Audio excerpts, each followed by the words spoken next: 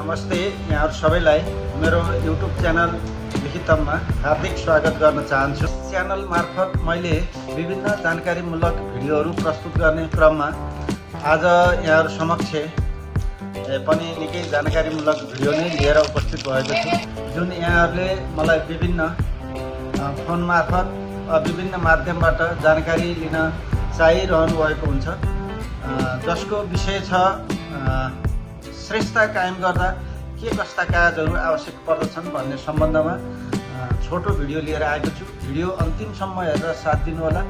जुन भिडियो यहाँहरुको लागि निकै उपयोगी हुन सक्छ, तसर्थ भिडियो अन्तिमसम्म हेरेर साथ दिनुहोला र मेरो युट्युब च्यानल लिखितम सब्स्क्राइब गर्नुभएको छैन भने च्यानल सब्स्क्राइब गरिदिनु होला। धन्यवाद।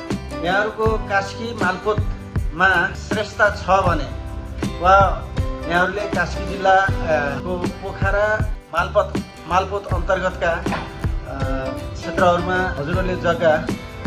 हजुरहरूको जग्गा जमिन छ भने त्यसको लागि जेएनजी आन्दोलनको क्रममा सम्पूर्ण श्रेष्ठताहरू आगजनी भइसकेको कुरा यहाँहरूलाई सर्वविदितै छ। त्यसको लागि श्रेष्ठता कायम गर्नुपर्ने आवश्यक पर्दछ। तसर्थ श्रेष्ठता कायम गर्दा के कस्ता कागजपत्रहरू आवश्यक भन्ने सम्बन्धमा यहाँहरूलाई जानकारी दिँदैछु। सर्वप्रथम यहाँहरूसँग हुनुपर्छ जग्गाजनी प्रमाणपत्रको सक्कलपत्र, चालु आर्थिक वर्षको तिरोतिरेको रसिद, नागरिकता, 2 प्रति फोटो र ब्याङ्क अथवा वित्तीय संस्थामा रोक्का छ भने सो संस्थाको स्वीकृति पत्र,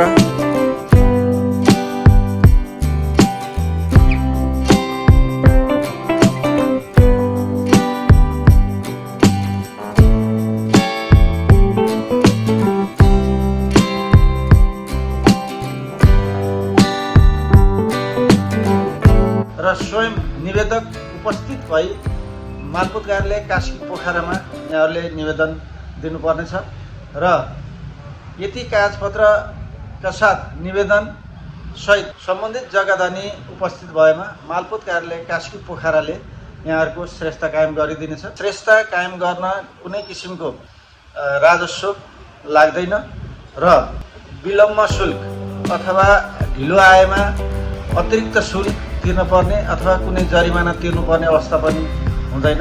तसर्थ हजुरको फुर्सद समय मिलाएर आइदिनु होला भन्ने पनि यहाँहरू समक्ष विनम्र अनुरोध गर्न चाहन्छु भन्दै आजको भिडियोबाट बिदा हुन चाहन्छु।